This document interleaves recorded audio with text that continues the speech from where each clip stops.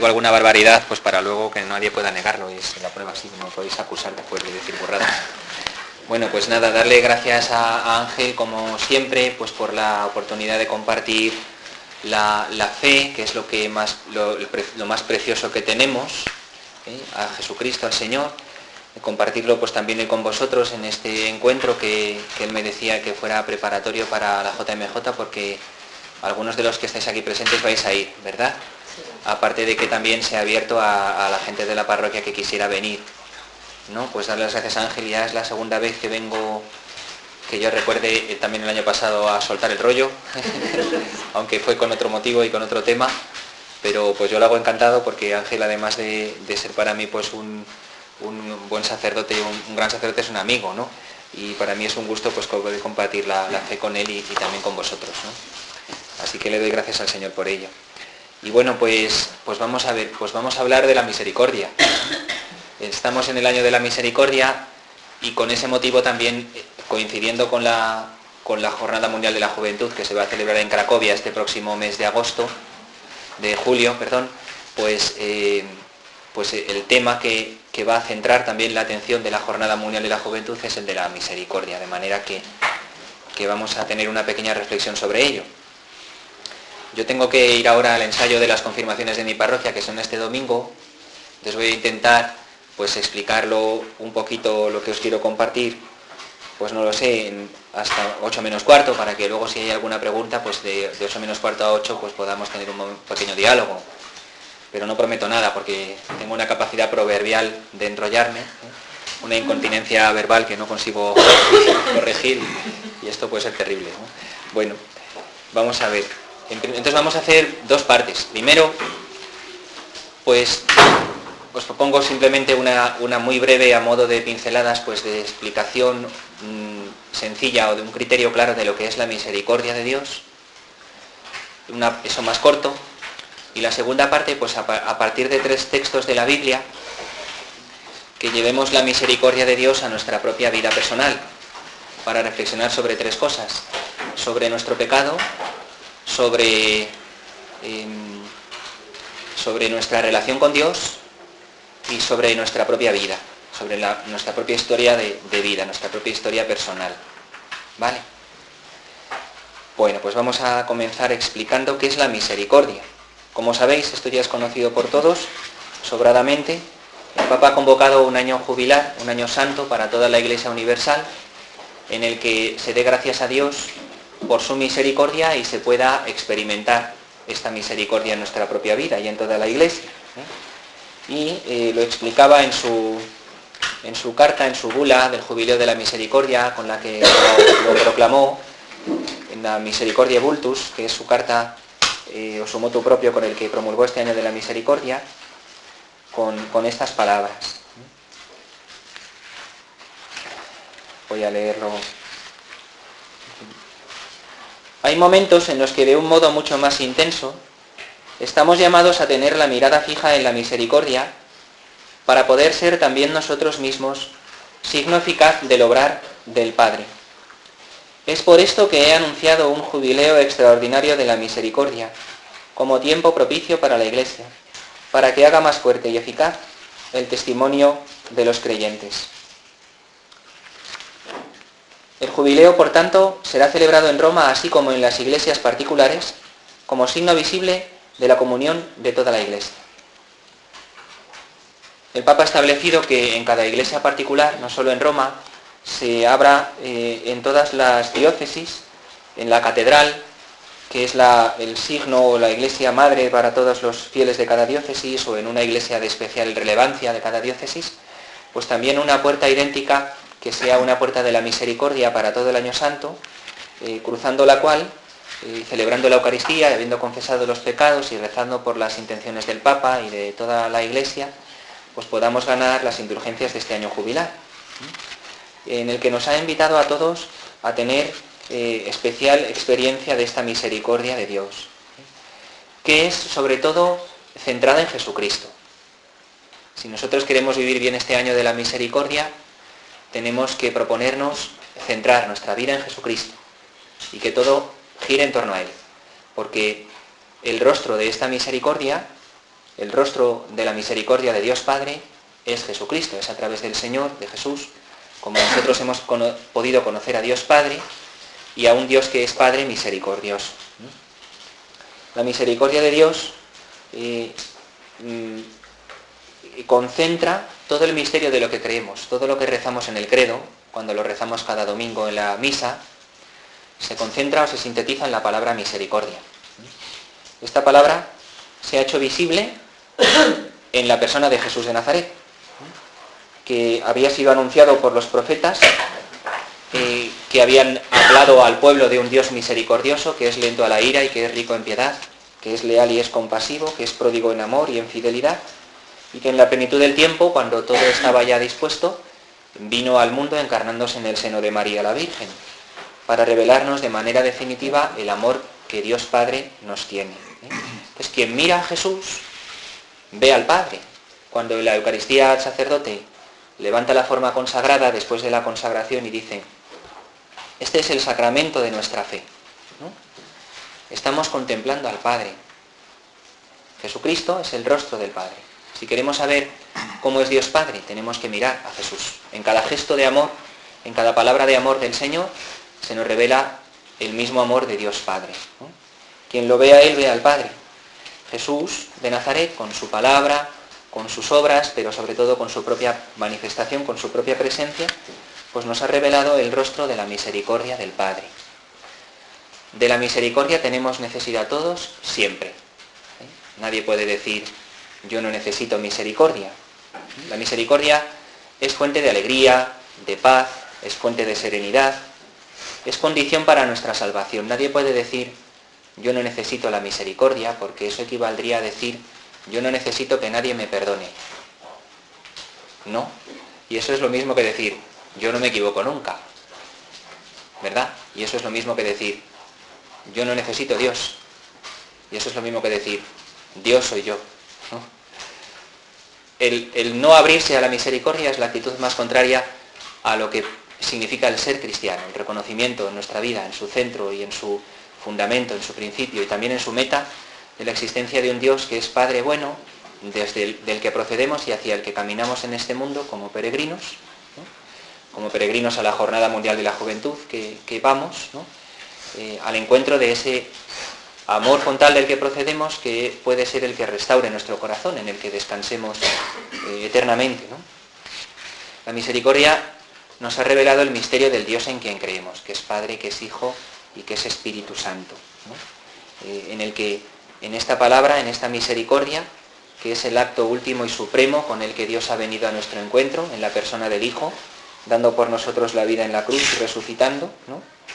Pues en la misericordia encontramos la ley fundamental, ¿no? Que habita en el corazón de cada persona cuando miramos con ojos sinceros al prójimo, al que tenemos a nuestro lado cada día, ¿no?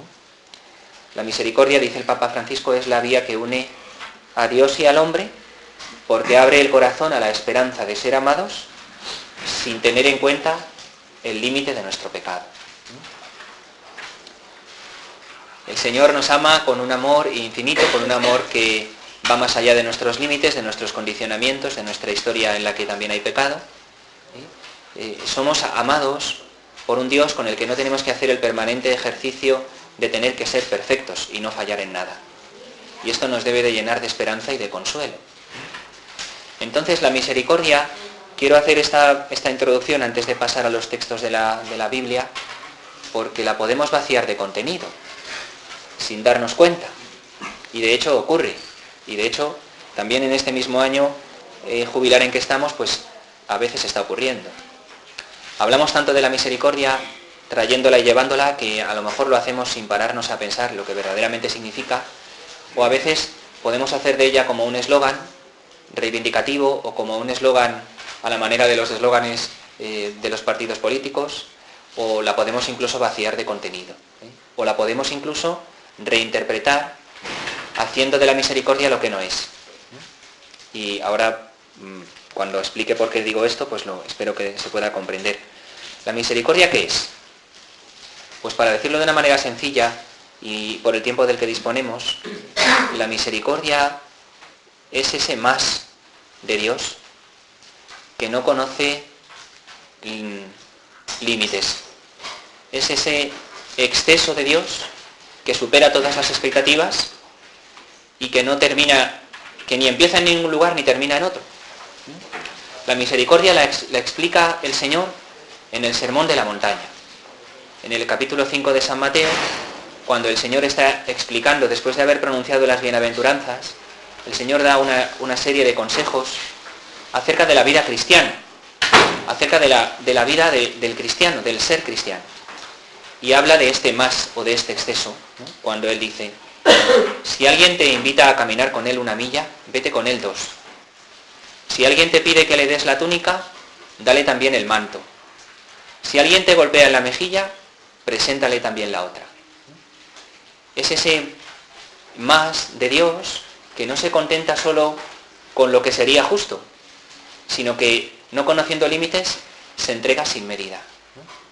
Es ese desbordarse del amor de Dios en la vida del ser humano, sin condición alguna, sin límite ninguno, por el que además convierte nuestra vida en un camino de esperanza. La misericordia es ese siempre más de Dios que nosotros no podemos abarcar, que nosotros no podemos tampoco del todo concebir, porque como no somos como Dios, somos incapaces de pensar que haya alguien que sea capaz de amar así.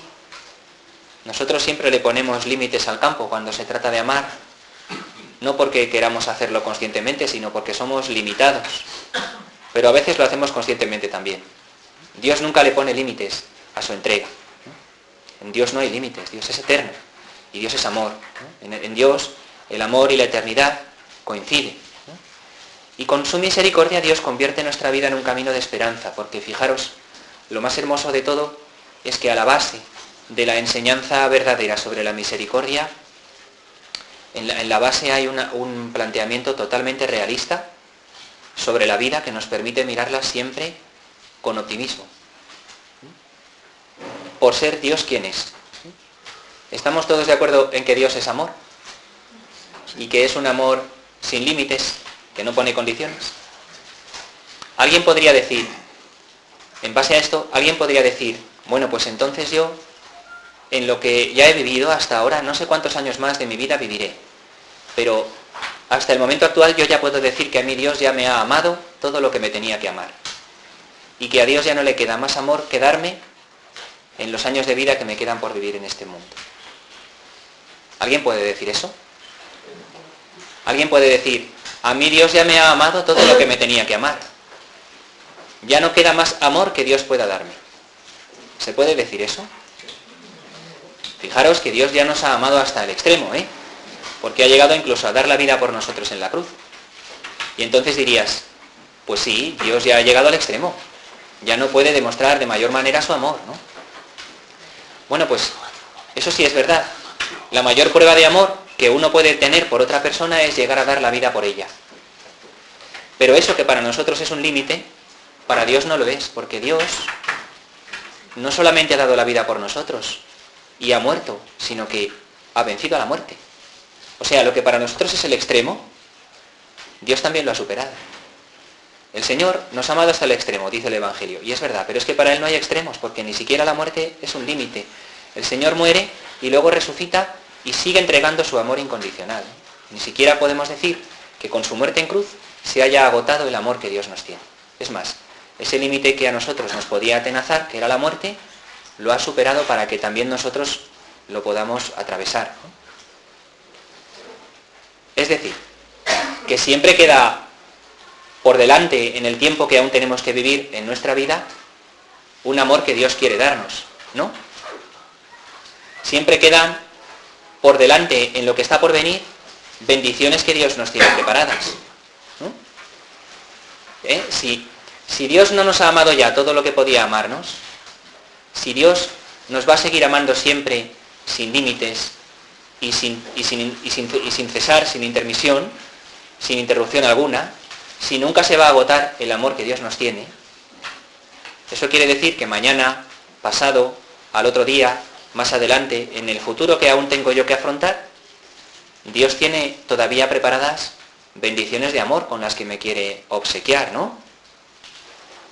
Es decir, que por ser Dios quien es y por ser Dios como es, en nuestra vida podemos afirmar que siempre está lo mejor por venir. Porque siempre tiene Dios promesas de bendición preparadas para el futuro de nuestra vida. Nunca se han agotado las promesas que Dios nos ha hecho, ni se agotarán. Porque en la rueda del tiempo de este mundo, todo el amor de Dios no cabe, no se agota, sino que lo sobrepasa. La misericordia de Dios, ese exceso del amor de Dios que no conoce condiciones ni límites, nos permite mirar nuestra vida con esperanza, con una esperanza inquebrantable y con un optimismo que no es ingenuo, porque se apoya en el ser de Dios, que teologalmente Dios es un amor incondicional. Se puede decir que teologalmente en nuestra vida siempre está lo mejor por venir, por ser Dios quien es, un Dios que es misericordia eterna. Entonces, por eso digo que a veces se puede vaciar de contenido la misericordia, porque si no explicamos esto, la podemos convertir en un eslogan o en una palabra traída y llevada que al final no paramos a pensar en todo el contenido que encierra. Sobre la misericordia también quiero decir una palabra acerca de la verdad y de la justicia en Dios, porque a veces también se vacía de contenido la misericordia introduciendo un discurso sobre la justicia, diciendo: no se puede separar la misericordia de la verdad. Si a las personas no les decimos la verdad sobre su vida, estamos llamando misericordia a lo que en realidad es un buenismo que no ayuda a la gente, porque a la gente lo que hay que hacer es ponerles en su realidad, que se den cuenta de en qué situación están viviendo para que se pongan delante de Dios y se conviertan de una vez, ¿no? En eso hay una parte de verdad, porque lógicamente la Iglesia no puede pactar con el pecado. El pecado debe ser denunciado y debe ser puesto a la luz, pero para ser perdonado, no para ser condenado. Cuando llamamos verdad divina a lo que en realidad es una justicia a la manera humana, entonces vaciamos de contenido la misericordia, porque en Dios la misericordia y la verdad coinciden, son una sola misma cosa. En Dios, la verdad de Dios es que Él es amor, un amor misericordioso. Con lo cual, cuando nosotros hablamos de la misericordia, hablamos al mismo tiempo de la verdad de Dios en un solo y mismo discurso. Cuando hacemos una relación de contraposición entre la misericordia de Dios y la justicia de Dios, podemos decir que con mucha frecuencia corremos el riesgo de equivocarnos, porque en Dios la misericordia y la justicia coinciden. Y en esto son unánimes los papas. Vas a Juan Pablo II, a su encíclica Dives in Misericordia, y él explica cómo la misericordia es superior a la justicia en Dios, en el sentido de que la misericordia es primaria y fundamental en Dios. El amor en Dios condiciona a la justicia, y en definitiva la justicia es servidora de la caridad. Y dice: la primacía y superioridad del amor respecto a la justicia en Dios se manifiesta precisamente a través de la misericordia. Juan Pablo II. Benedicto XVI, en su encíclica Deus Caritas Est, de una manera parecida, con otras palabras, explicaba cómo Dios, en un amor apasionado por su pueblo, tiene por nosotros un amor que perdona. Un amor tan grande, dice el Papa Benedicto, que lleva a Dios a ponerse contra sí mismo, su amor contra su justicia. En esto ya vemos perfilarse el misterio de la cruz. Dios ama tanto al hombre que, haciéndose hombre él mismo, lo acompaña incluso en la muerte, y de este modo reconcilia la justicia y el amor. El amor, dice Benedicto XVI, siempre será necesario incluso en la sociedad más justa. No hay orden de ningún estado, por justo que sea, que haga superfluo el servicio del amor. Quien intenta desentenderse del amor, se dispone a desentenderse del hombre en cuanto hombre. Benedicto XVI. Y el Papa Francisco, en sintonía también con sus dos predecesores, en este mismo documento, Misericordiae Vultus, con el que ha proclamado el año de la misericordia, explica también cómo la justicia de Dios es su perdón. Dice textualmente: la misericordia no es contraria a la justicia, sino que expresa el comportamiento de Dios hacia el pecador, ofreciéndole una posibilidad para examinarse, para convertirse y creer. Si Dios se detuviera en la justicia, dejaría de ser Dios. Sería como todos los hombres que invocan respeto por la ley. La justicia, dice el Papa Francisco, por sí misma no basta, y la experiencia enseña que apelando solo a ella, se corre el riesgo de destruirla. Por esto, dice el Papa, Dios va más allá de la justicia con la misericordia y el perdón. Esto no significa quitarle valor a la justicia o hacerla superflua, sino al contrario. El que se equivoca tiene que expiar la pena, pero el fin no es este, sino que este solo es el inicio de la conversión, porque cuando Dios hace justicia, también hace experimentar la ternura del perdón. Dios no rechaza la justicia, sino que la engloba y la supera en un evento superior donde se experimenta el amor de Dios, que está a la base de una justicia verdadera. Bueno, como digo, después, si tenemos un pequeño momento para poder dialogar, podemos compartir alguna pregunta que queráis hacer, alguna reflexión. Pero nos importa mucho esto, conocer verdaderamente qué es la misericordia para no vaciarla de contenido y tampoco introducir sobre ella un discurso a base de defender una justicia humana que supuestamente tiene que estar siempre presente en nuestros discursos sobre la misericordia de Dios. La misericordia de Dios ya conlleva la justicia, es su principio y su fundamento, y en Dios esta justicia coincide con su perdón. Llamar verdad divina a lo que es en realidad justicia humana, ni es justo, paradójicamente, ni es de Dios. La verdad sobre la que se apoya la justicia de Dios es que Dios es amor.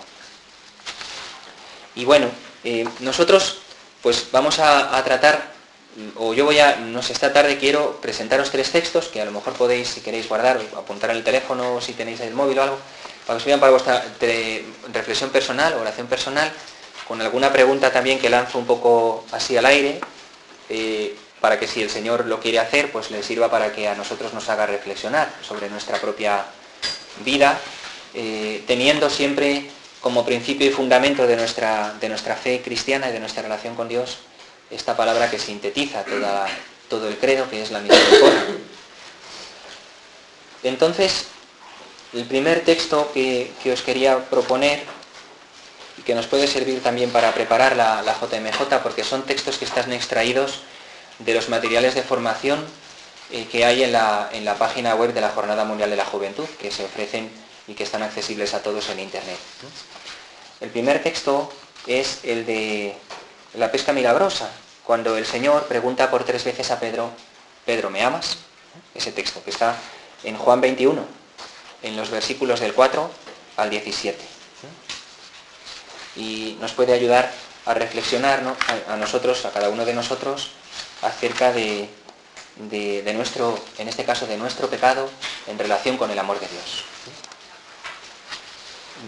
El texto, ya en su segunda parte, después de que narra San Juan el milagro de la pesca milagrosa, los discípulos han pasado toda la noche bregando, no han conseguido nada. Jesús se presenta en la orilla y les dice, ¿tenéis algo de comer? Ellos le dicen no, y les dice, tirad la red a la derecha de la barca y encontraréis. Es el mismo signo con el que se había dado a conocer como el Mesías al inicio, cuando les llamó a ser sus apóstoles. Repite con ellos aquel mismo gesto entrañable para hacerles ver que Él nunca les ha dejado y que es el Señor. Cuando ellos ven la cantidad de pescados que acaban de pescar, Juan se da cuenta, es el Señor. Pedro se lanza al agua, se presenta delante de Jesús, los otros discípulos le siguen arrastrando la red con los peces, y al desembarcar ven unas brasas con un pescado encima y un pan. Jesús les invita a almorzar y ninguno se atrevía a preguntarle, ¿quién eres tú?, porque sabían que era el Señor. Cuando terminaron de desayunar, Jesús le preguntó a Pedro, Simón, hijo de Juan, ¿me amas más que estos? Sí, Señor, tú sabes que te quiero, contestó Pedro. Apacienta mis corderos. Por segunda vez le preguntó, Simón, hijo de Juan, ¿me amas? Sí, Señor, tú sabes que te quiero. apacienta mis ovejas. Por tercera vez Jesús le preguntó, Simón, hijo de Juan, ¿me quieres? A Pedro le dolió que por tercera vez Jesús le hubiera preguntado, ¿me quieres? Y le dijo, Señor, tú lo sabes todo, tú sabes que te quiero. Jesús le dijo, apacienta mis ovejas. En este encuentro de Pedro con Jesús, Pedro no vino esta vez caminando sobre el agua, como en aquel otro episodio de la tormenta en el lago. Pedro tampoco le pidió a Jesús en este caso que hiciese ningún milagro, ¿no? Pedro era consciente de su desnudez, de la desnudez de su alma delante de Jesús, porque le había negado 3 veces en la pasión. Y el Señor lo sabía, ¿no? Consciente de su desnudez espiritual, paradójicamente antes de tirarse al agua para nadar hasta donde está el Señor, se pone la túnica y se viste para acercarse a Jesús que está en la orilla. Y ya no le dice, yo daré mi vida por ti y aunque todos estos te nieguen, yo nunca lo haré, ¿no? Porque hace poco había experimentado en lo más hondo su debilidad, en aquella noche en la que había asegurado por 3 veces que no conocía al Maestro y que no era de sus discípulos, ¿no? Pero Jesús, cuando Pedro se acerca, Jesús no le dice, ¿por qué has hecho esto? ¿Por qué me has negado? Jesús no le dice, ¿ves cómo no eres tan fuerte como pensabas? Eso es lo que haríamos nosotros, ¿no? ¿Has visto? Te lo dije. ¿Te has dado cuenta de cómo eres en realidad? Para que veas, ¿eh? Eso lo haríamos nosotros. Jesús no. Eso ya es el pasado, ¿no? Jesucristo no quiere que nadie se quede en el pasado. Prepara el desayuno para sus discípulos y luego a Pedro le pregunta, ¿me amas más que estos? Y este es el único examen durante el primer cónclave del primer papa, que fue este, ¿no? Si alguien quiere apacentar las ovejas de Jesús, tiene que amar a Jesús más que nadie. Ahora, cuando ya sabes cómo es el amor de Jesús, tú también puedes amar a otros con ese mismo amor, ¿no? Apacienta mis ovejas. Fijaros cómo Jesús rescata a Pedro de su sentimiento de culpa, dándole la oportunidad de afirmar aquello que había negado. Precisamente el muerto no era Jesús, era Pedro. Pedro estaba muerto por su sentimiento de culpa, con el que vivía completamente atenazado y atado, esclavizado. Y eso que ya había visto a Jesús resucitado, pero él seguía por dentro en el corazón atado a su sentimiento de culpa. El sentimiento de culpa no se cura diciéndote, pero qué mal lo has hecho, pero date cuenta de tu error, ¿verdad? El sentimiento de culpa se cura cuando te dan una segunda oportunidad de poder demostrar que en realidad tú no querías haber hecho eso jamás y si hubieras podido lo hubieras evitado, pero que tu fragilidad te impidió hacer el bien, que estás deseoso de poder demostrar que tú en el fondo no eres así. Jesús rescata a Pedro del sentimiento de culpa diciéndole, bueno, pero vamos a ver, ¿me amas? Porque si me amas, pues ya está todo olvidado. Y deja de retenerte ya más en tu pecado, ¿no? Esto no quiere decir que no hace falta curar las heridas del pasado. No conseguiremos curar lo malo de nosotros disimulando que no ha pasado nada. Y además es absurdo, porque podemos disimularlo ante la gente, pero ante Dios no. A Él no le podemos ocultar nada. Y nuestra conciencia nos lo hace ver siempre. A ella no podemos tampoco acallarla. Por eso Jesús repite hasta 3 veces su pregunta sobre el amor. La misma boca que hacía pocos días aseguraba, no le conozco, pues ahora dice, Señor, tú sabes todo, tú sabes que te quiero. Ya no me hago ilusiones, ¿no? Tú lo sabes, que ya no puedo aparentar delante tuyo si estoy derrotado, ¿no? Es que, ¿qué voy yo allá a querer aquí pretender o demostrar, ¿no? Señor, tú lo sabes todo, ¿no? He conocido mi debilidad, ¿no? La he probado, ¿no? He aprendido de mi error, ¿no? Pero tú sabes mejor que yo cuál es la verdad, ¿no? Tú sabes que te amo. Dice el texto que Jesús se entristeció al ver que Jesús se lo preguntaba por tercera vez. Pronto comprendió que Jesús le preguntaba por 3 veces para curar su debilidad. No porque quisiera meter el dedo en la llaga y remover, ¿no? Que también nosotros a veces nos entretenemos en eso. Jesús no hace eso, ¿no? Jesús quiere curar nuestras debilidades, ¿no? Y también hay, al parecer, otra causa por la que San Pedro se entristeció. El texto en griego, el texto de San Juan en griego, utiliza 2 verbos para hablar de la palabra amor, cuando dice me amas. El verbo en griego agapao y el verbo también griego filia. A veces se utilizan como sinónimos estos dos verbos, pero entre ellos hay diferencias. El primer verbo se refiere al amor de caridad, al amor que está dispuesto a entregarse gratuitamente por el otro sin esperar a cambio nada. El amor de agape, el amor de caridad. El otro verbo se refiere al amor de amistad, al amor de la benevolencia o la complacencia en la amistad con otro. Pero la amistad no dura siempre, porque cuando deja de ser correspondida se puede perder. El amor de caridad va más allá, es más perfecto en cuanto que no depende de lo que el otro haga, sino que se da de sí mismo por entero gratuitamente, de primeras, tomando la iniciativa y sin esperar nada a cambio, ¿no? Y Jesús le pregunta con este primer verbo, ¿no? Pedro, tú me amas pero con amor de caridad. Y Pedro le contesta, sí Jesús, yo te quiero con amor de amistad. Como si quisiera subrayar que todavía Pedro no ha llegado al amor más grande. La tercera vez Jesús le pregunta, bueno, ¿me quieres de verdad con ese amor de amistad? Resulta muy alentador que cuando nosotros por nuestra debilidad todavía no somos capaces de darnos más, Jesús acepta lo poco que le podamos ofrecer. Él siempre nos ama con el amor más grande y nos llama al don más grande de nosotros mismos. Pero también conoce nuestras debilidades y nuestros límites y es compasivo y misericordioso, ¿no? Y a pesar de esto, pues siempre va a contar con nosotros, ¿no? Apacienta mis ovejas, ¿no? Cada uno poned nombre a lo que cada día el Señor os confía a vosotros, ¿no?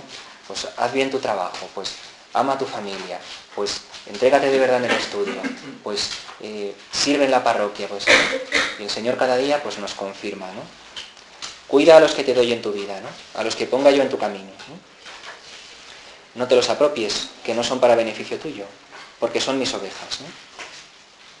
Entonces nos podemos preguntar, ¿cuál es la verdad sobre mí y sobre mis debilidades?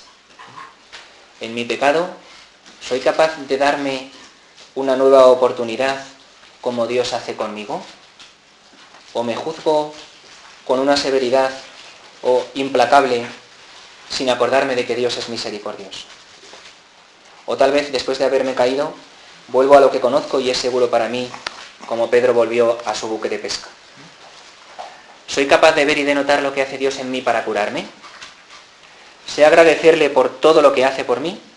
¿O me sigo reteniendo en el pasado porque mi orgullo me impide reconocer que no soy perfecto? ¿Cómo me influye mi fe en las relaciones con los demás?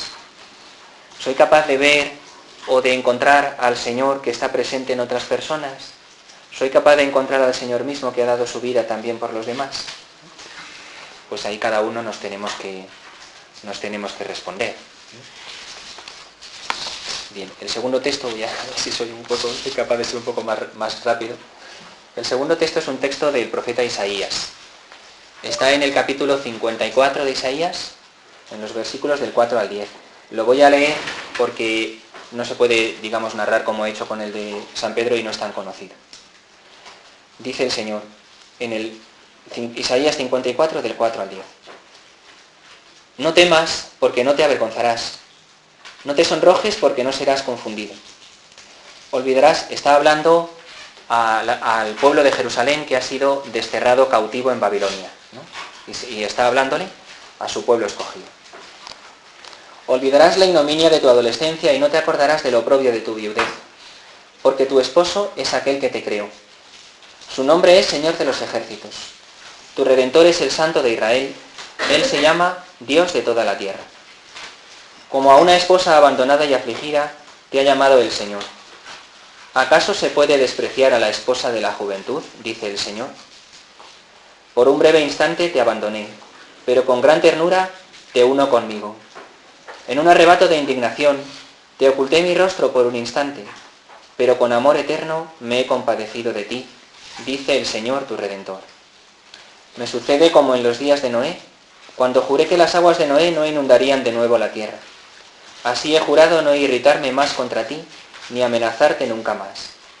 Aunque se aparten las montañas y vacilen las colinas, mi amor no se apartará de ti.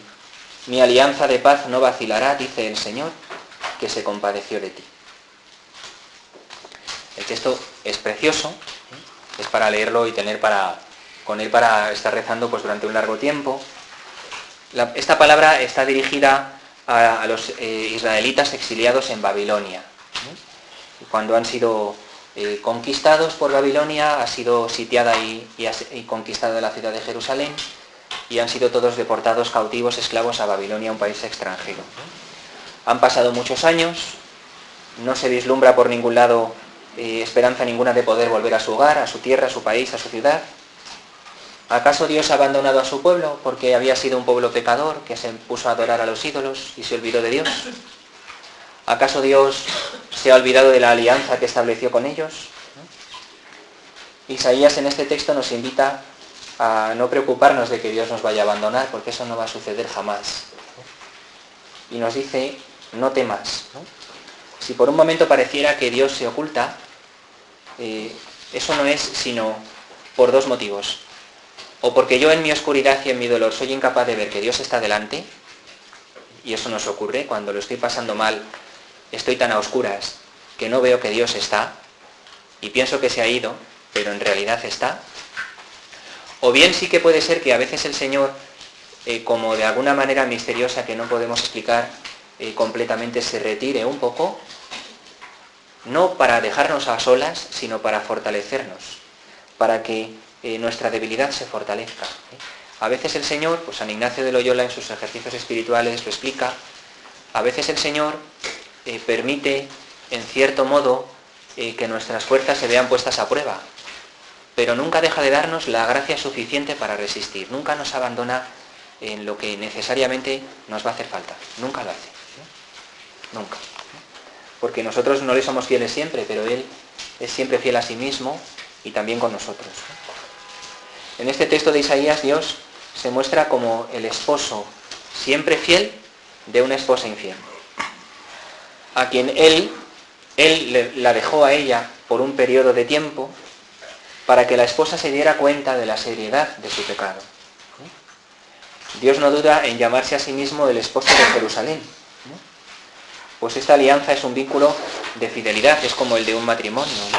El pueblo había traicionado a Dios como podía haber hecho un cónyuge infiel, ¿no?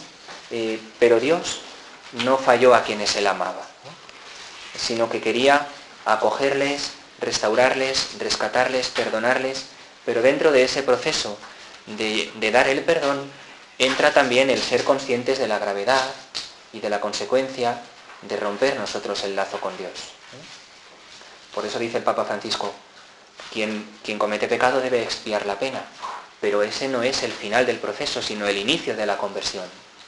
Cuando Dios quiere hacernos ver nuestro pecado, no es para acusarnos y condenarnos, sino para que arrepentidos volvamos a Él, porque lo que Él quiere es perdonarnos y levantarnos. Eso es lo que hace Dios. No pensemos entonces que este texto fue escrito solo para los exiliados de Jerusalén, en Babilonia, hace ya tantos siglos, que soñaban con volver a su tierra natal. En este pasaje de la Biblia nosotros podemos reflexionar sobre cómo ha sido nuestra relación con Dios. Encontrar una respuesta a la pregunta que tantas veces nos hacemos todos, que todos los hombres de la historia que han buscado a Dios alguna vez se han hecho. Señor, ¿por qué te escondes? Porque a veces me parece que te escondes, ¿no? Y a lo mejor solo es una impresión mía y tú no estás escondido y soy yo el que estoy más ciego, que soy incapaz de verte, ¿no? ¿Por qué permites esto, Señor? Porque a veces parece que hay tanto mal en el mundo que nos puede hacer dudar, ¿no? El Señor no es el causante del mal, del pecado y del sufrimiento que hay en el mundo. Somos los hombres, con nuestra libertad mal empleada por nuestro pecado, o cuando nos dejamos llevar del demonio, que sí es el príncipe del mal y el causante de todo el daño que se introduce en el mundo, ¿no? Pero no es Dios, ¿no? Dios no se esconde nunca. Él está siempre presente junto a nosotros, mucho más de lo que podamos imaginar, ¿no? Como dice la canción, ¿no? Sana nuestras heridas, nos conduce por el camino de la fe, por ese camino que en la fe nos hace capaces de superar los obstáculos con Dios, y nos promete que jamás nos retirará su amor, ¿no? Entonces nos podemos preguntar también con este texto, ¿en mi relación con Dios ¿A qué le tengo miedo? ¿Y qué espacios de mi vida tengo cerrados a la acción de Dios? ¿Y por qué? ¿Cómo veo la historia de mi vida? ¿Veo yo en ella una cadena de situaciones siempre adversas? ¿O percibo el amor de Dios?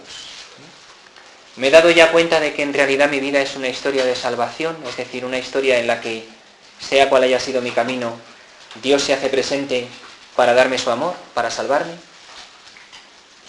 Estoy convencido de que Dios, cuando me habla de su amor fiel, dice la verdad, o pienso solo que son palabras y palabras, que para mí no tienen sentido.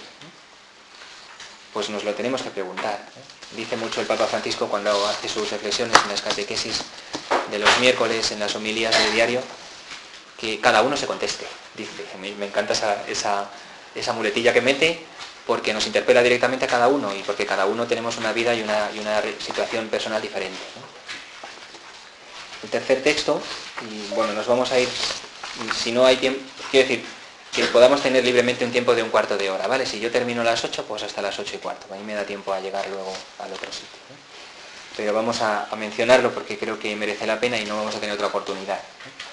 El tercer texto está en la carta de San Pablo a los Efesios. Y es el capítulo 2 de los Efesios, del 1 al 10. Y dice así. Bueno, voy a coger, no lo leo completo. Dios, en su gran misericordia, por el gran amor con que nos amó, cuando nosotros estábamos muertos a causa de nuestros pecados, nos ha hecho revivir con Cristo. Gratuitamente hemos sido salvados. Con Cristo Jesús nos resucitó y nos hizo reinar con Él en el cielo. Así Dios ha querido demostrar a los tiempos futuros la inmensa riqueza de su gracia por el amor que nos tiene en Cristo Jesús. Porque habéis sido salvados por gracia y mediante la fe. Y no proviene de vosotros, sino que es un don de Dios, y no es el resultado de las obras, para que nadie pueda gloriarse. Somos creación suya. Fuimos creados en Cristo Jesús, a fin de que realizáramos aquellas buenas obras que Dios preparó de antemano para que las practicáramos. Y en esto digo, ya no podemos referirnos, hemos hablado de nuestra vida de pecado o de nuestro pecado, hemos hablado de nuestra relación con Dios, podemos también fijarnos en nuestra historia personal. Porque uno, aunque goce de muy buena salud física, puede ser un muerto viviente, como los de Walking Dead, estos de la serie de televisión. Nos puede pasar. Aunque uno esté en perfecta condición física, incluso aunque tenga buen sentido del humor, puede ser un muerto viviente. Porque la vida significa mucho más que cómo funciona nuestro cerebro o que cómo estamos de salud, ¿no? Según la Biblia, la vida es relación, en especial la más importante, la relación con Dios, que es quien nos ha dado la vida, ¿no? ¿Para qué te sirve un coche precioso con todos los adornos y con una pintura espectacular si no tiene gasolina? No sirve para nada, ¿no? ¿Para qué te sirve la lámpara más bonita que acabas de poner en el salón de tu casa si se corta la luz y no hay electricidad? No sirve para nada, ¿no? Igual de vacía es la vida humana cuando nos falta la relación con Dios, que es la que nos vivifica, ¿no? Sobre este tipo de vida es sobre la que nos habla San Pablo en este texto, ¿no? Una vida vegetativa en la cual la única guía sean nuestros antojos, nuestros caprichos, nuestros propios criterios, que a menudo pueden ser desacertados, que en otras ocasiones nos hacen pecar, o que a veces nos hacen caer en el egoísmo, ¿no? O en el egocentrismo, ¿no? O que a veces nos hacen llevar a vivir como si Dios no existiera, ¿no? Pues una vida vivida así, aunque nos parezca que controlamos nuestra propia vida, aunque podamos tener la impresión de que somos muy libres, de que vivimos muy realizados, pues en realidad es una vida en la que nos dejamos llevar por las sugerencias del mal espíritu, ¿no? Al que San Pablo en este texto llama el príncipe que domina en el espacio, ¿no? Pero que todos sabemos que se refiere al demonio, ¿no? Por decirlo claramente, ¿no? Una persona que vive en una existencia gris, en la que ha pactado con el pecado, es una persona que está muerta, en lo que se refiere a lo importante de la vida, que es la vida de la gracia, ¿no? Y aunque somos nosotros los culpables de nuestra muerte, porque nosotros mismos nos hemos metido en el agujero, ¿no? por haber roto nuestra relación con Dios, pues sin embargo Dios, que es misericordia, pues encuentra un gran remedio para nuestra muerte. Como nosotros mismos nunca conseguiríamos salir del mal en que caemos siempre, ¿no?, y liberarnos de ese estado de muerte, pues el Hijo de Dios ha entrado en nuestra profundidad, en nuestra oscuridad, para sacarnos de ella, ¿no? Los iconos de la Iglesia Oriental muestran muchas veces esta verdad de fe de una manera muy bella, porque a veces representan a Jesucristo bajando al abismo, tomando a Adán y a Eva por la muñeca, ¿no?, que es el lugar donde se siente el pulso, donde se siente que la persona está viva, ¿no? Cada uno de nosotros somos Adán y Eva, ¿no? Y a cada uno de nosotros Jesús nos dice: todo esto lo he hecho por ti, para que vivas, para que tengas verdadera vida, ¿no? Y no es mérito nuestro en absoluto, ¿no? No fue mérito... ¿De quién fue el mérito de la resurrección de la hija de Jairo? ¿De ella? ¿De quién fue el mérito de la resurrección del hijo de la viuda de Naín? ¿De ella? ¿De quién fue el mérito de la resurrección de Lázaro? De él. La vida es un don totalmente gratuito de Dios, ¿no? Y a Él le debemos todo, ¿no? Nosotros no merecíamos venir al mundo. La vida es un don, no es un derecho, ¿no? Y tampoco nuestras acciones, por buenas que puedan llegar a ser, tendrán jamás suficiente valor como para devolvernos la gracia que hayamos perdido. La gracia y la vida verdadera nos la da Dios gratis, ¿no?, sin mirar nuestro pecado, sin mirar cómo estamos, sin mirar cómo somos, sin recordarnos lo que hemos hecho, sin hacernos remorder la conciencia. Lo único que desea es que volvamos a Él arrepentidos, como el hijo pródigo. En el texto del hijo pródigo, el padre de la parábola no le permite ni argumentar excusas. El hijo pródigo había preparado un discurso perfecto para cuando llegara de nuevo a la presencia del Padre. Volveré a mi Padre y le diré: mira, ya no merezco ser llamado hijo tuyo, tal, tal, tal. Cuando llega y va a comenzar con el discurso, el Padre no se lo permite. Sale corriendo a su encuentro, se echa a su cuello y le abraza y convoca una fiesta en su honor.